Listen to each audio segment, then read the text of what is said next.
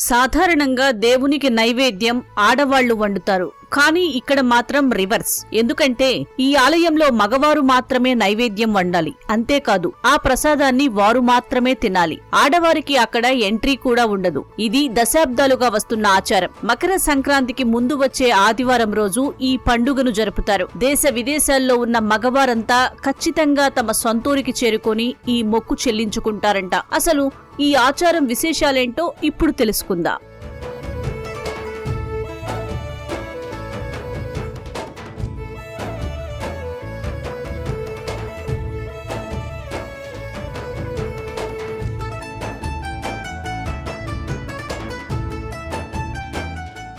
తిరుపతి జిల్లా తిప్పాయపల్లెలో ఈ ఆచారం తరతరాలుగా వస్తోంది. సంజీవరాయస్వామి రూపంలో వెలిసిన హనుమంతుడికి ఈ రోజున మగవారు స్వయంగా పొంగలి వండి నైవేద్యంగా పెడతారు. నైవేద్య సామాగ్రిని గంపలో ఊరేగింపుగా తీసుకువెళ్లి గుడిలోనే ప్రసాదం వండి స్వామివారికి సమర్పిస్తారు. ఈ ప్రసాదాన్ని ఆడవారు ఎట్టి పరిస్థితుల్లోనూ తినరు. ఒకప్పుడు కరువు కాటకాల బారిన పడిన ఊరు స్వామిని ఇలా సేవించటం వల్లనే బాగుపడిందని గ్రామస్తుల నమ్మకం.